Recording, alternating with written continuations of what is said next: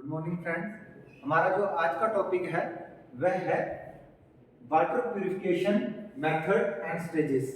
मतलब जब हम पानी का शोधन करेंगे, जल का शोधन करेंगे, तो वह किन किन विधियों से गुजरेगा और किस किस प्रक्रिया के जरिए हम जल का शोधन करेंगे। इस जो हमारा आज का लेसन है उसका जो हमारा उद्देश्य है, सबसे पहले हम जान पाएंगे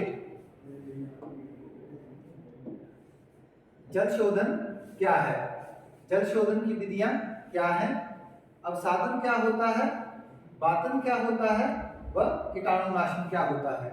इन सब टॉपिक्स को हम डिटेल में कवर करेंगे। सबसे पहले हम जानते हैं कि जल शोधन है क्या।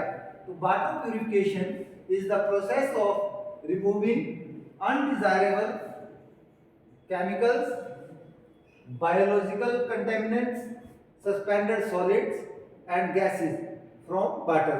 मतलब जल से जो भी जैविक अशुद्धियां हैं, फिजिकल जो भौतिक अशुद्धियां हैं, वह जो रासायनिक अशुद्धियां हैं, उनको हटाने की जो प्रक्रिया है वह जल शोधन कहलाती है। अब हम फ्लो चार्ट में देखते हैं कि कैसे ये सारा काम होता है। जैसे हमें पता है कि जल के जो सोर्सेज हैं वो अलग अलग होते हैं। जैसे हमारे पास है river, lake, dams, wells, streams और स्प्रिंग्स। हमारा सोर्स जो है वह अंडरग्राउंड भी हो सकता है, या हमारे जो सरफेस सोर्सेज हैं उनको भी हम as a source of water consider कर सकते हैं।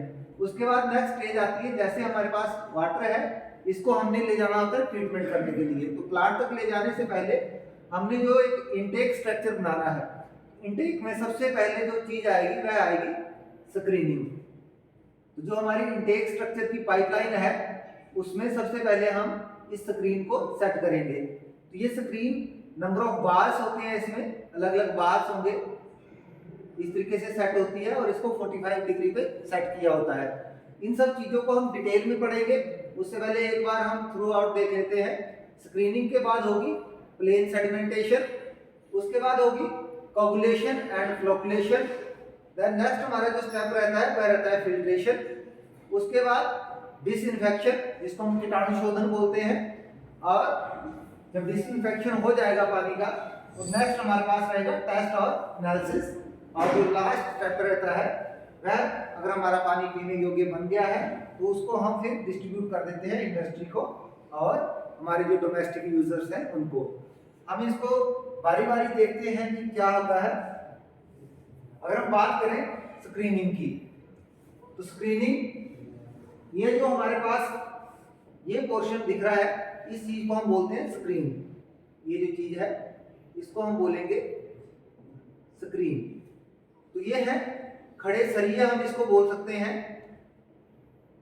पानी की एंट्री से पहले लगाए जाते हैं। और जो इसका ये एंगल रहेगा ये 45 डिग्री होता है। इसका काम क्या है?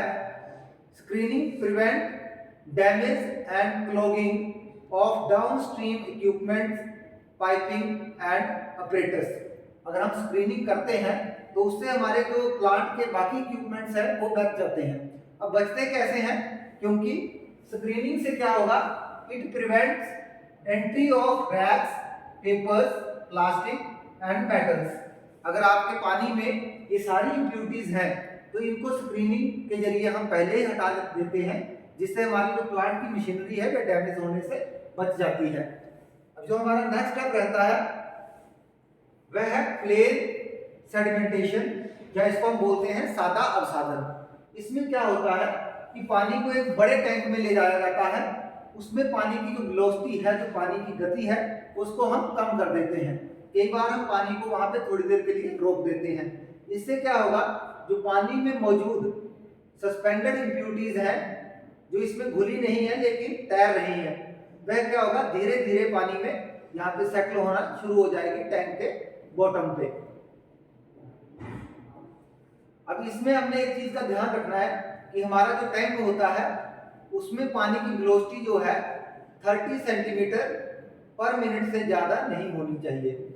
30 सेंटीमीटर पर मिनट, इससे ज्यादा नहीं होनी चाहिए। एक बात और इसमें ध्यान रखनी है, अगर हमारे पास सर्कुलर टैंक है, अगर ये हमारा सेडिमेंटेशन टैंक जो है अगर सर्कुलर है तो इसका डायमीटर जो है 60 मीटर से ज्यादा नहीं होना चाहिए। जो टैंक का डायमीटर है 60 मीटर से ज्यादा नहीं होना चाहिए। और अगर हमारा टैंक रेक्टेंगुलर है तो उसमें हमें ध्यान रखना है इसकी जो डायमेंशन है, इसकी लेंथ और जो विड्थ की रेशो है,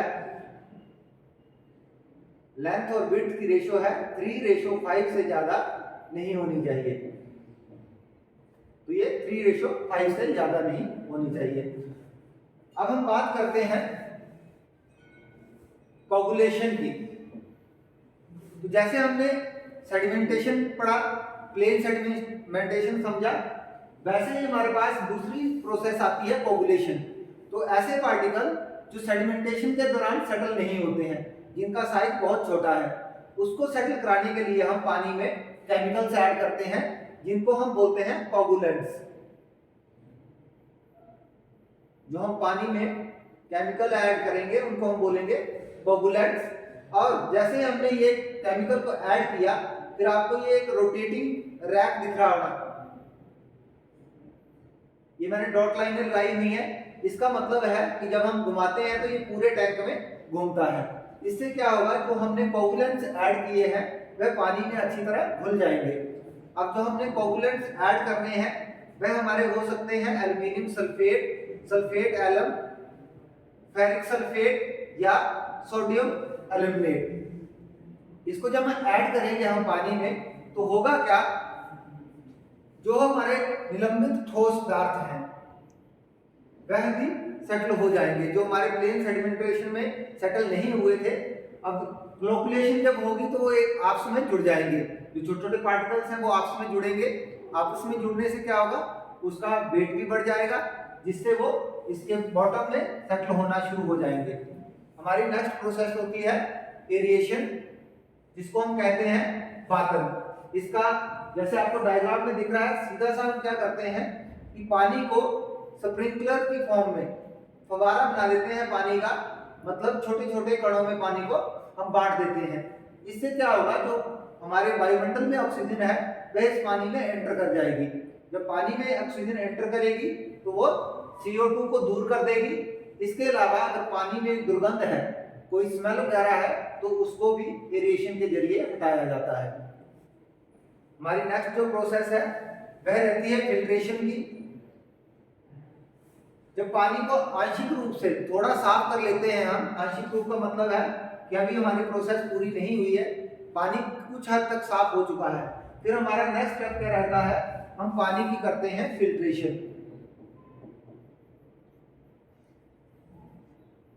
तो फिल्ट्रेशन प्रोसेस में होता क्या है, पानी को हम नंबर ऑफ लेयर्स, जो जिसमें sand, fine sand, sand, coarse sand, हमारे पास कोर्स सैंड होगी, ग्रेवल्स और अंडर ड्रेन, इस प्रोसेस से गुजारा जाता है। जैसे ही पानी हमारा एंटर करेगा रेत के बीच में से, तो उसमें जो महीन पार्टिकल्स जैसे बैक्टीरिया इत्यादि होते हैं वह भी इस परत में जम जाएंगे। अब इसमें हमने एक ध्यान देने वाली बात क्या है, हम फिल्ट्रेशन के जरिए पानी को 98 से 99% जो इसमें सूक्ष्म जीव हैं उसको निलंबित कर देते हैं, उनको हटा देते हैं। तो इस प्रोसेस के जरिए भी पानी को साफ किया जाता है।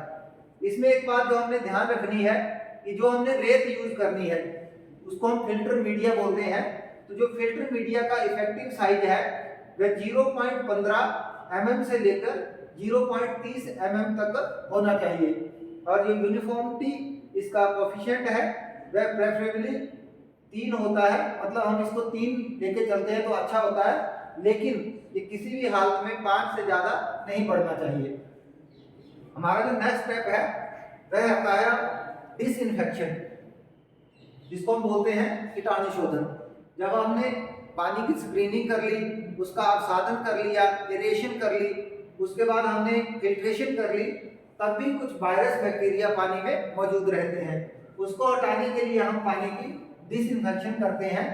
इसमें हमारी प्रोसेस जो है क्लोरीनेशन इन्वॉल्व रहती है। It is the process of adding chlorine to the drinking water to kill parasite, bacteria and virus. तो पानी में से पैरासाइट्स को, बैक्टीरियाज को और वायरस को हटाने के लिए हम डिसइंफेक्शन करते हैं। कई बार जब हम डिसइंफेक्शन कर रहे होते हैं तो पानी में क्लोरीन का कंटेंट बढ़ जाता है, जो हमारी सेहत के लिए अच्छा नहीं है।